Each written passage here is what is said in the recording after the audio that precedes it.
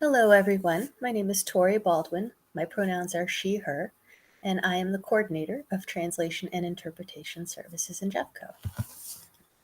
Welcome to our presentation on the translation of IEPs. I'll be co-presenting in this Schoology course with my colleague Sarah Cooksey, who is an Assistant Director in Special Education. On this slide, you can see a couple of bit links that you can use if you would like to access our presentation or our online note catcher, both of which I'm sure are linked in this Schoology course's resources.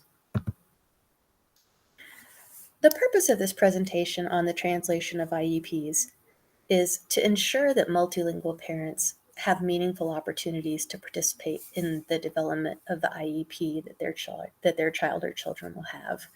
And to ensure that, school teams have to ensure that parents can participate in their preferred language. So at this point, I'd like you to pause and think about what meaningful participation means in an IEP. What does it look like? What does it sound like? How does it feel?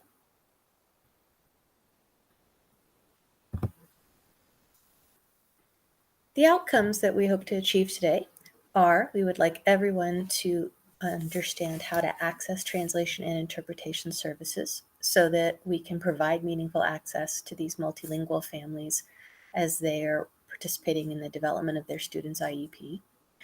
And we also want everyone to be comfortable utilizing the established timelines to submit IEP documents for translation.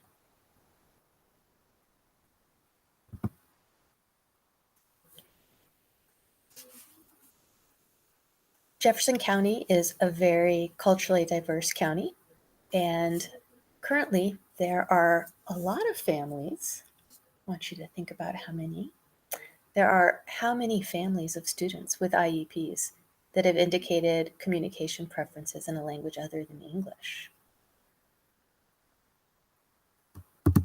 The answer to that is there are almost 500 families in Jeffco where the students have IEPs and the parents have indicated a communication preference for a language other than English. About 10% of these students are not themselves designated as English language learners or ELLs. And so therefore those students are not receiving ESL dual language services, which is a misconception that many people may have, that a student whose parents are multilingual is also an English language learner, when in fact there are students who are fully English proficient or for whom English is their only language, where the parents prefer a language other than English for their preferred language of communication. So, how do you know when a parent has a preferred language other than English? One way that you might avail yourself of this information is to connect with your school's ESL dual language staff member. On the link on this slide, the first bullet, you'll find a list of all of the ESL staff members who support at all of the schools across Jefferson County. Some schools are supported by a licensed ESL teacher, and some schools are supported by a classified ESL tutor. And every school has the support of an ESL dual language resource teacher who's centrally based. The second bullet point on this slide links to instructions that can be followed to access the preferred language of a family in Infinite Campus. And I'd like to remind you that not all families that have indicated a preferred language other than English have students designated as ELLs.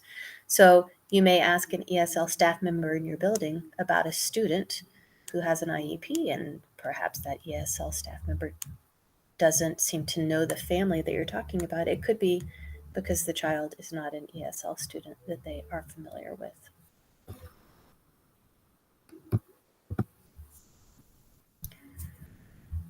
I alluded to this on an earlier slide, but what we're aiming for in this outcome is what we're aiming for in the outcome, what we're aiming for in this presentation is equipping everyone with the tools that they need as staff members to ensure that multilingual families can participate meaningfully in their child's IEP development.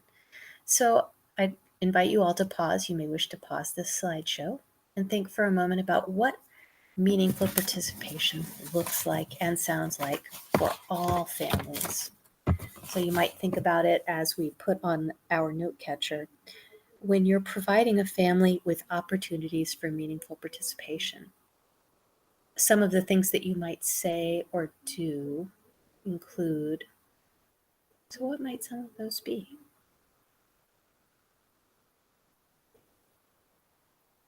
And after you've given yourself time to think about those, please pause and consider what additional considerations do you need to have when you're providing meaningful participation for multilingual families? What else might you need to do? Or what might you need to do differently when you're partnering with these multilingual families?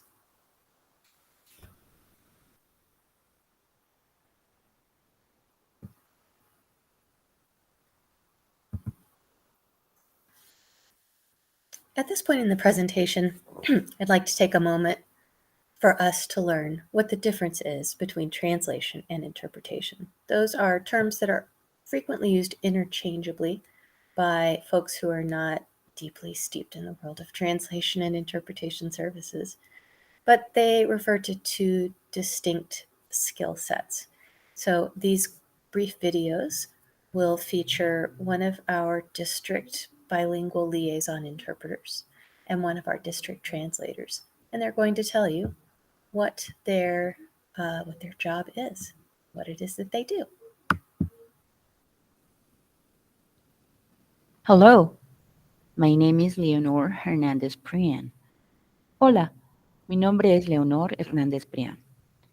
I am a Spanish interpreter and bilingual liaison for Jeffco Public Schools. Interpreters facilitate oral communication between speakers of two different languages.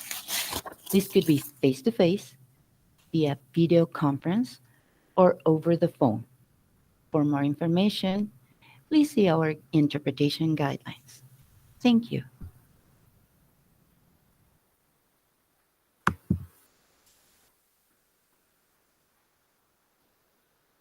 Hello, my name is Gian Signorelli, and I'm a Spanish translator for Jeffco Public Schools.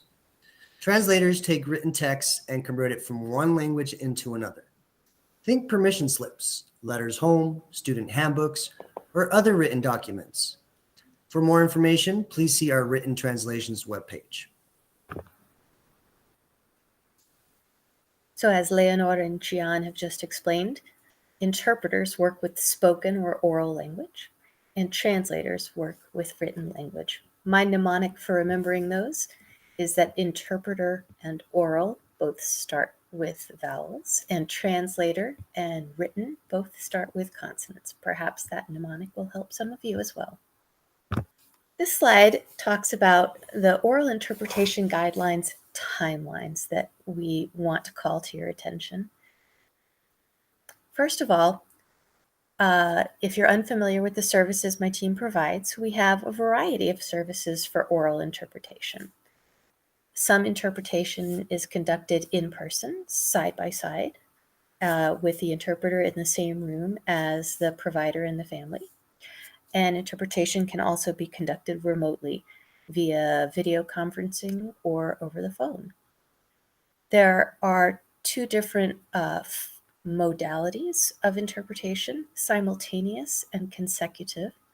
Simultaneous interpretation refers to the skill where one speaker begins in, say, English, and the interpreter follows their English and converts the message into another language as the speaker is speaking. The speaker doesn't have to pause, and there's no interaction between the speaker and the participants or the audience. Usually those are for presentations. Consecutive, on the other hand, is the one that will come into play for the family meetings that are involved in the IEP process. Consecutive interpretation is what we call the interpretation that happens when one speaker speaks, the interpreter converts the message into another language, and then the other participant speaks, and the interpreter converts the message back into the first language. The interpretation that we provide can be for longer scheduled meetings, such as an annual or an evaluation or triennial, any type of meeting like that. We also can provide interpretation for brief encounters and impromptu phone calls, such as if you just need to confirm with a family that they'll be able to join you for a meeting tomorrow at 8:15 a.m. We also fulfill our interpretation requests in a variety of ways. For Spanish and Russian or Ukrainian, we use our in-house liaison interpreters who are Jeffco staff. And when our in-house folks are all occupied or have previous commitments, or for languages other than Spanish and Russian and Ukrainian, we have many agencies in the metro area that we partner with who can provide interpreter services. We always recommend that you place a request in Jeffco Help as soon as your meeting is confirmed. So once you know that you have a meeting scheduled and families will be attending, please put your interpreter request in Jeffco Help. We prefer that you give us at least 3 business days notice to schedule your interpreter. The availability of interpreters varies by language, and if you found yourself needing a Spanish interpreter on short notice, we would probably be able to meet that need. There are also a great number of Russian and Vietnamese and, for example, Mandarin or Arabic speaking interpreters in the metro area, but some languages are much harder to find and much harder to arrange, and those require more advance notice if possible. So we always say, please don't risk it. Request early if you can.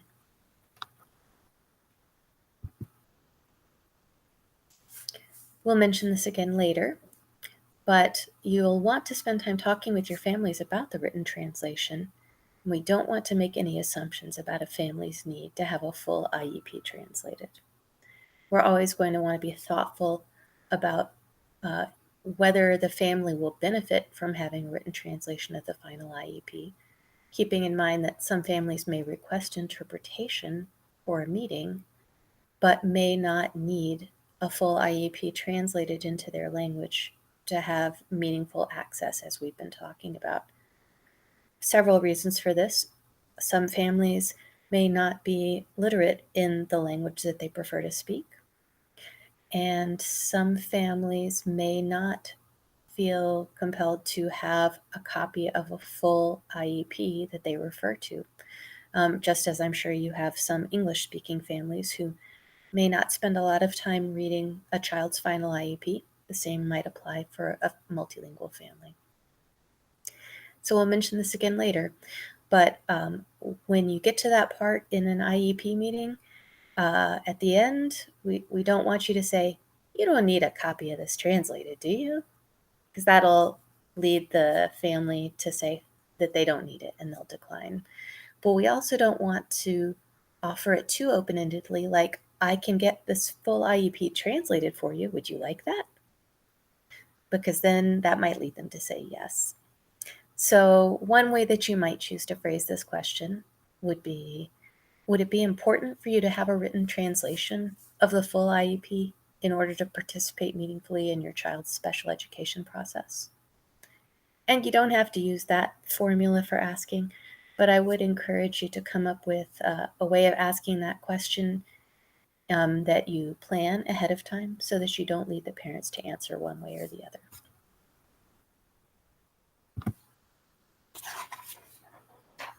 The link on this slide takes you to a guidance document that will really be your key resource for keeping track of what needs to be requested for translation, when it needs to be requested, what your timeline for requesting interpretation should be, etc., etc. This guidance document is linked in these slides. It will be within the Schoology course. It is also on the special ed A to Z page under T for translation. And it's important to note the turnaround times. If you go to our translation and interpretation services website, you'll see that our turnaround time for a standard document, which is a typical length document, is about 3 to 5 business days. You might think of a consent for evaluation as a standard length document. Now, it doesn't take a linguist 3 days to create a translation of that document. But the reason that we need at least 3 to 5 business days is because the work needs to be merged into the work queue or the workflow that's already in the translation pipeline, if you will. This also accounts for our agency partners' timeline. So, for example, if you need a consent for evaluation translated into simplified Chinese, we would need to receive your Jeffco help request, download your document, send it to an agency. The agency would have to determine which of their linguists was most suited for the job. They would send them the attachment. The linguist would complete the translation. The linguist would then submit that for linguistic review, probably from another linguist on the same agency team. Then their project manager would email the translation back to our technician. Our technician would download the translation. As you can see, there are a lot of steps involved here. And then we would upload the translation as an attachment and close your Jeffco help ticket. Also, it's interesting and worth noting that many linguists employed by agencies are located outside of the United States. So the best qualified person for translating an IEP into simplified Chinese might live much closer to the international date line than you would think. So it might not just be a matter of getting it to them on East Coast time, but they might actually already be in the next day. So our business day doesn't end at the same time as the business days of some of our translator colleagues overseas. That's why 3 to 5 business days, not because it takes 5 days to translate a 2-page document. Now, of course, you know there are some documents involved in a child's special education life that are much longer than that. So, for example, the summary of the initial evaluation report and the PLAF are not standard documents. They will require more than the 3 to 5 business days. Those documents are not only lengthy, they also involve very specialized terminology, meaning that you can't just give them to any old linguist or any old translator. It needs to be someone who's well versed in educational and special ed terminology. And also, there are legal implications for these documents. So while any professionally translated document does undergo a linguistic review after the translation is complete, they work very hard to do a very fine linguistic review when there's specialized terminology and legal ramifications to a document. Those get the real fine-tooth comb treatment. On this page, you see a couple of snippets that are taken from that guideline document.